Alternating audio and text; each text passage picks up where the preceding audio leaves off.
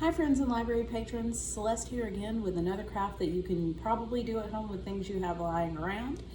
And it is a fabric scrap bookmark. And if you picked up your kit from the library, inside of it you will have a button, a black elastic hair tie, and a strip of scrap fabric that's about 17 to 20 inches long. The only thing you need to make this project that I did not provide for you in the kit is a needle and thread. So it's super easy and anyone can do it, even if you don't have any experience sewing. The first thing you want to do is sew the button onto the right side of the fabric. So make sure you tie a hole in your needle, or you tie a knot in your needle and thread so that you can make sure that the thread doesn't slide through the fabric when you're trying to stitch the button on. I'm just going to put a couple of stitches in this because I don't want you guys to have to sit here and watch me sew for 30 minutes. But you just want to stitch the button onto the pattern side or the right side of the fabric. And I'm just going to run a couple of stitches through these buttonholes here. And then once I have enough to hold it on there good, I'm just going to tie my thread off so that it doesn't come undone. Just on the back of the button.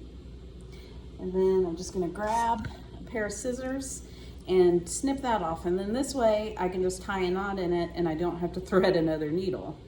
So you just want to snip the excess thread off there and tie another knot in the end of your thread to keep it from pulling through the fabric when you're sewing in the hair tie.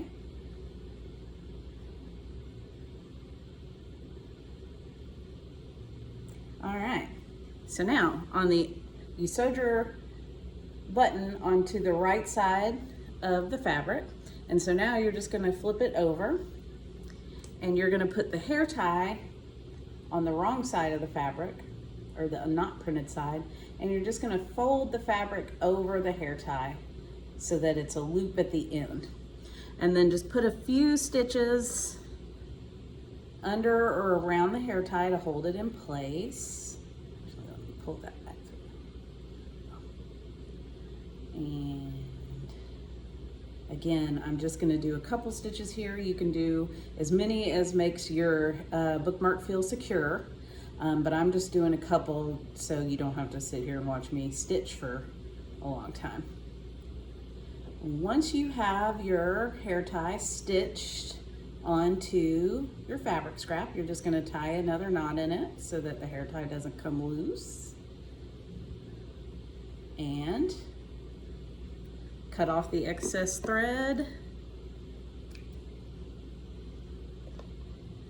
And ta-da! You have a fabric scrap bookmark. And you just, you know how you use a bookmark. Put it on the page where you stop reading and hook the hair tie along the button. Now this one's a little longer than my book allows for, but this is the basic gist of it. Here, I'll put the other one back on so we can look at it again. But you can make these out of ribbon. You can instead of using fabric scraps, you can make them from ribbon. You can make them from strips of cut up t-shirts. We actually have been just sort of collecting buttons that fell off things around the library. And I used just a spare button that we had laying around that didn't come from anything. And obviously a hair tie. Super easy, super fast, and it's something you can do for gifts or even just to make for yourself. I know sometimes when I'm reading multiple books, I often have to scramble to find a bookmark if I need to put my books down. So make yourself plenty of them so you have plenty to go in all the books that you read. If you have any questions, feel free to contact the library. And if you really love your fabric scrap or ribbon bookmark, make sure to stop by and show it to us after we reopen.